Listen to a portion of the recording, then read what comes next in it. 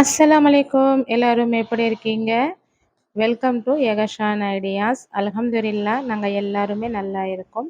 நீங்க எல்லாரும் எப்படி இருக்கீங்க அப்படின்றத என்னோட கமெண்ட்ல நீங்க ஷேர் பண்ணிக்கோங்க. தீனியாத் விஷயங்கள்ல நம்மளுடைய சேனல்ல நம்ம நிறைய ஷேர் பண்ணிட்டே வந்துட்டு இருக்கிறோம். அது எல்லாமே உங்களுக்கு யூஸ்ஃபுல்லா இருக்கும்.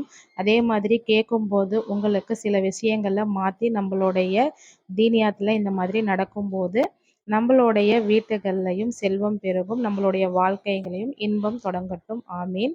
அவுசுபில்லாஹி மினஷ் ஷைத்தானிர் ரஜீம். பிஸ்மில்லாஹிர் ரஹ்மானிர் ரஹீம்.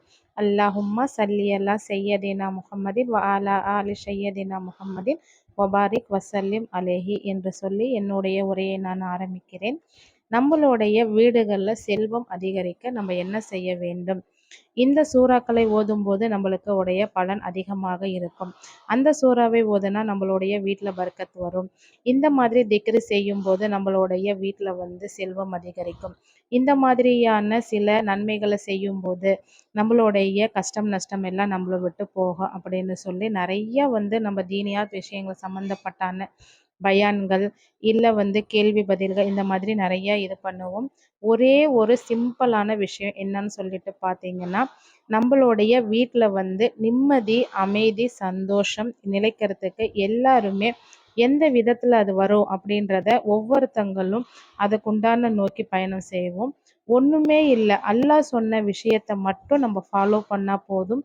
நம்மளுடைய வீடுகளில் பார்த்தீங்கன்னா நிம்மதி, அமைதி, சந்தோஷம் வரும், பர்க்கத் பெருகும். அது என்ன மாதிரியான விஷயங்கள் அப்படின்னு சொல்லிட்டு பார்க்கலாம்.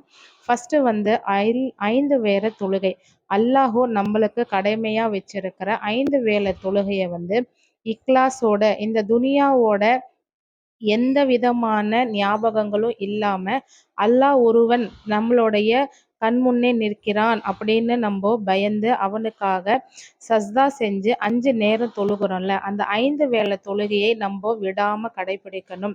அதாவது ஃபஜருக்கு எந்திரிக்காம லொஹருடைய தொழுகையை விட்டு சரி இந்த தொழுகையை கலாவாக தொழுதுக்கலாம், இப்போ நம்மளுக்கு ஒரு வேலை இருக்கு, இந்த நேரத்தில் நம்ம அந்த வேலைக்கு போனாதான் அந்த வேலை நம்மளுக்கு முடியும் அப்படின்னு சொல்லிட்டு அந்த வேலையில நம்ம ஆர்வத்தை காட்டுறோமே ஒழிய, அல்லாஹ்வுடைய கடமைகள்ல மிக சிறப்பான கடமை இது 5 வேளை தொழுகை.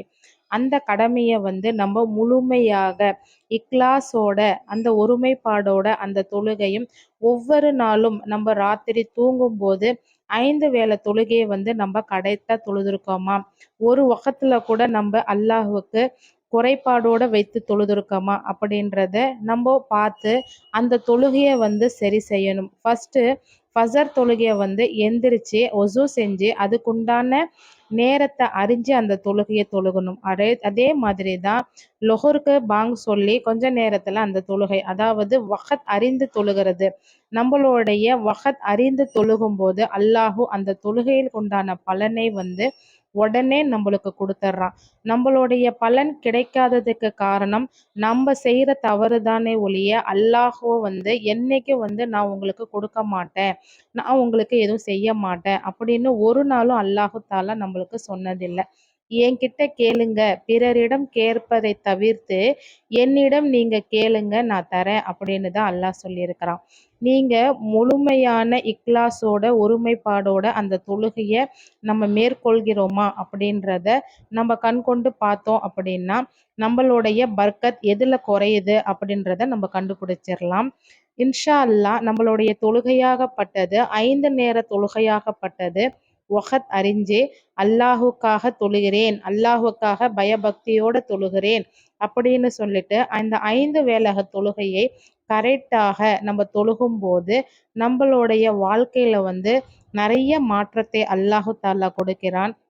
நம்மளுடைய கஷ்டத்தை அல்லாஹு தாலா தூர தூக்கி போடுகிறான். நம்மளுடைய வேதனையை அல்லாஹு தாலா லேசாக்கி வைக்கிறான்.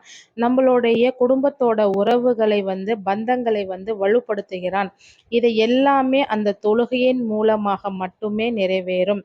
நீங்க எத்தனை எத்தனை விதமான வெளி முயற்சிகள் எடுத்தாலும் ஒரே ஒரு பதில் மட்டும்தான். நீங்க கேள்விக்கு எங்கெங்கேயோ நம்ம போய் பதில் தேடுறோம், நம்மளுடைய பதில் நம்ம வீட்டிலேயே இருக்கு.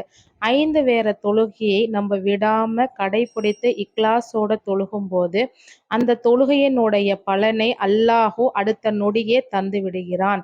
இதை நம்ம இக்லாஸோட செய்யும்போது, ஒருமைப்பாடோட செய்யும்போது, அதுக்குண்டான பலனை நம்மளால உணர முடியும். கண்டிப்பாக நம்ம தொழுகையாகப்பட்டது அல்லாஹுக்காக மட்டுமே இருக்க வேண்டும். கடமைக்காக இருக்கக்கூடாது. அல்லாஹுக்காக தொழுகிறேன். அல்லாஹு எனக்கு இத்தனையும் அல்லாஹு தஆலா எனக்கு கொடுக்கிறான். அவனுக்காக இந்த தொழுகையை தொழுகிறேன் என்று நியத்து வைத்து நம்ம தொழுகும்போது, அந்த தொழுகைக்குண்டான பலனை அல்லாஹு பல மடங்கு அதிகப்படுத்தி தருகிறான். நம்போ ஒரு தடவை அவனுக்கு சஜ்தா செஞ்சோம் அப்படின்னா, அவன் நம்மளுக்கு பல கோடி மடங்கு நன்மையை தருகிறான். நம்ம ஒரு தடவை அவன்கிட்ட கையேந்தி துவா கேட்டோம் அப்படின்னா, அந்த துவாவை அவன் பல மடங்கு நம்மளுக்கு அதிகமான பலனை தரக்கூடியவனாக இருக்கிறான். அல்லாஹு எப்பவுமே நம்மளுக்கு தரக்கூடியவனாக மட்டுமே இருக்கிறான்.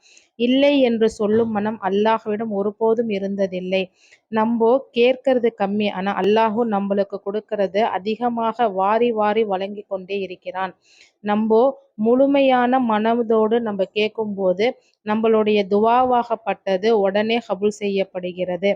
இதனால் நம்மளுடைய வீடுகள்ல பார்த்தீங்கன்னா செல்வம் அதிகரிக்கிறது. நல்ல நல்ல வரவுகள் அதிகரிக்கிறது. தீமைகள் நம்மளை விட்டு போகிறது. ஆகவே நம்மளுடைய தொழுகையை முழுமையாக நிலைநிறுத்த வேண்டும். ஆமீன் ஆமீன் யா ரப்பில் ஆலமீன்.